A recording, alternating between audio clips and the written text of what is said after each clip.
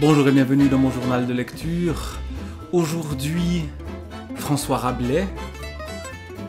Dans les 4 livres de Rabelais tels qu'ils ont été rassemblés par François Bon, il y en a un 5e.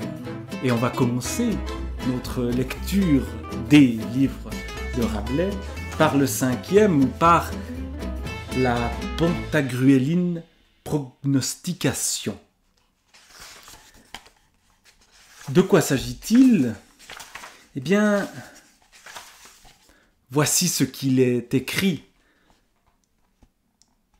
au début de ce tout petit ouvrage qui occupe quelques pages dans la version ici complète des œuvres de Rabelais, dans leur version la plus proche possible de l'original.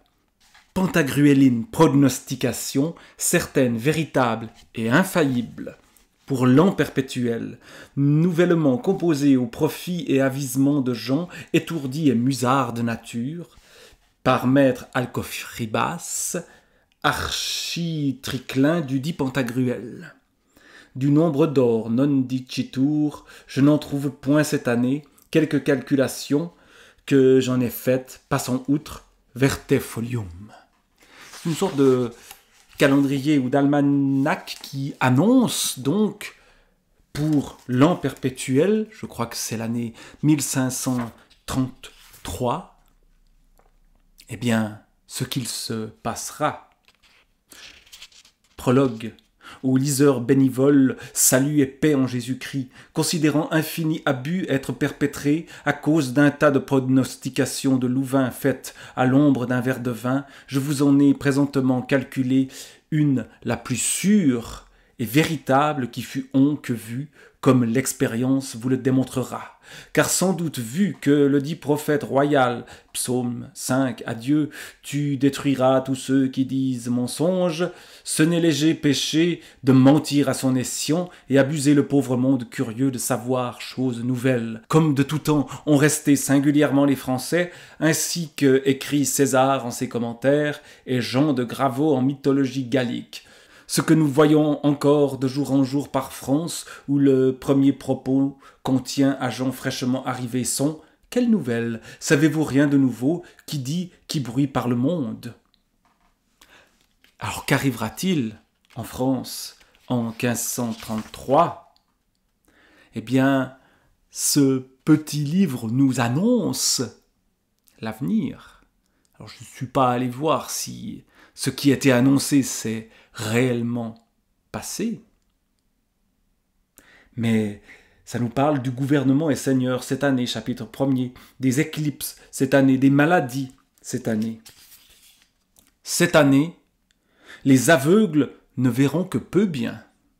Les sourds ouïront assez mal. Les muets ne parleront guère. Les riches se porteront un peu mieux que les pauvres. Et les saints mieux que les malades. Voilà, une prévision absolument extraordinaire, puisque, en effet, elle s'est déroulée en 1533 et chaque année de manière parfaite. Et il continue en annonçant d'autres choses, des fruits et bien croissants de terre, de l'état d'aucune gens.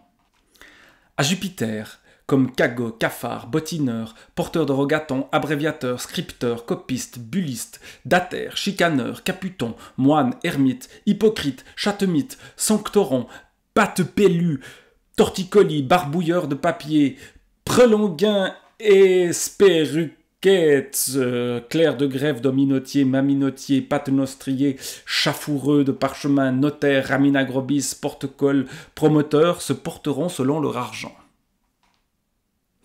Il y a un plaisir dans ces listes de métiers plus ou moins réels, plus ou moins farfelus. En tout cas, le lecteur d'aujourd'hui, il ne sait pas trop à quoi s'en tenir. Certains restent, les notaires, mais les raminagrobis, oui, on a entendu ce mot-là pour parler d'un chat, qu'est-ce qu'ils viennent faire là-dedans. Et puis d'autres, les pattes pelues, j'ai eu de la peine à le dire parce que Qu'est-ce que c'est? Aucune idée. Étant mourra de gens d'église qu'on ne pourra trouver à qui conférer les bénéfices, en sorte que plusieurs en tiendront 2, 3, 4 et davantage. Cafarderie fera grande jacture de son antique bruit, puisque le monde est devenu mauvais garçon, et n'est plus guère fa, ainsi comme dit Avanzagel.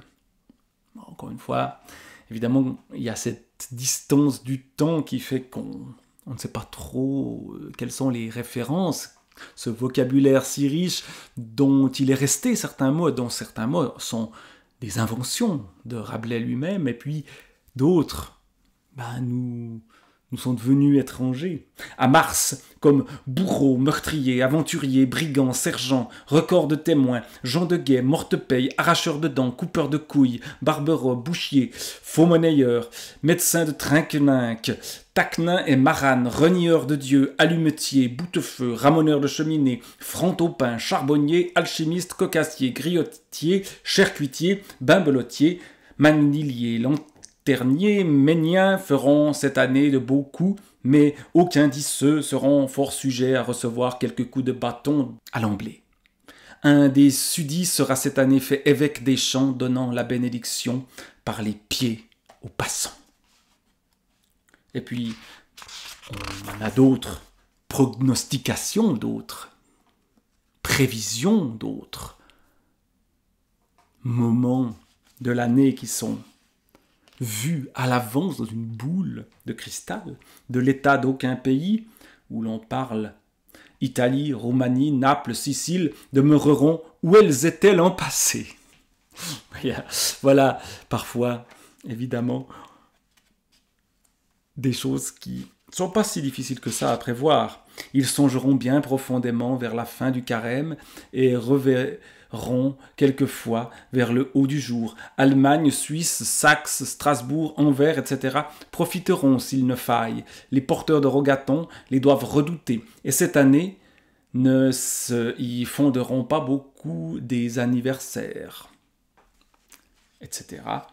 Espagne, Castille, Portugal, Aragon et les pays du monde entier, moscovites, indiens, perses et troglodytes sont présents dans cette prognostication. Et puis des 4 saisons de l'année, premièrement du printemps, de l'été, de l'automne, de l'hiver. En hiver, selon mon petit entendement, ne seront sages ceux qui vendront leurs pelisses et fourrures pour acheter bois. Et ainsi ne faisaient les antiques, comme témoigne Avenzoar, encore une référence, qui ressemble à cette Avanzagel qu'on avait avant. S'il pleut, ne vous en mélancoliez, car moins aurez-vous de poudre pour chemin. Tenez-vous chaudement, redoutez les cathars, buvez du meilleur, attendant que l'autre amendera. Et ne chiez plus dorénavant au lit. Ô poulailles, faites-vous vos nids tant haut. Évidemment, quand on est dans Rabelais, assez rapidement, on se retrouve dans des histoires un peu sales. Et c'est d'ailleurs comme ça que ça se termine, cette prognostication pantagruéline. Ne chiez plus dorénavant au lit. Voilà un conseil que je peux prendre à mon compte et vous donner pour l'hiver prochain, mais peut-être vous pouvez déjà l'appliquer dès l'été. Donc, comme entrée en matière dans Rabelais, eh bien, c'est tout à fait jouissif à lire, et en particulier à lire à haute voix, même si bien sûr je le lis à ma façon. La prononciation de l'époque devait être tout à fait différente, et bien des choses qu'on lit dans Rabelais, on ne les comprend pas, mais en même temps de le lire dans cette langue-là, la langue dans laquelle ça a été écrit à l'origine, eh bien, il me semble que c'est comme ça que Rabelais a de la saveur véritablement. Bien sûr, pour le rendre plus compréhensible, certains vont le traduire en français moderne, et ça peut être utile si on cherche à entrer plus profondément dans le sens du texte, mais si on entre dans la matière du texte, il faut d'abord passer par cette langue-là si riche, si nouvelle au fond. Elle est nouvelle pour nous alors qu'elle est très ancienne, mais elle est tellement forte dans sa puissance d'évocation, dans ce mouvement, ce plaisir qu'on sent peut-être dès l'écriture, et en tout cas qu'on sent dans la lecture. Donc, entrons dans Rabelais, avec cette Pantagruéline prognostication, comme tour de chauffe avant Pantagruel, Gargantua, et le tiers et le quart livre. François Rabelais, Pantagruéline prognostication.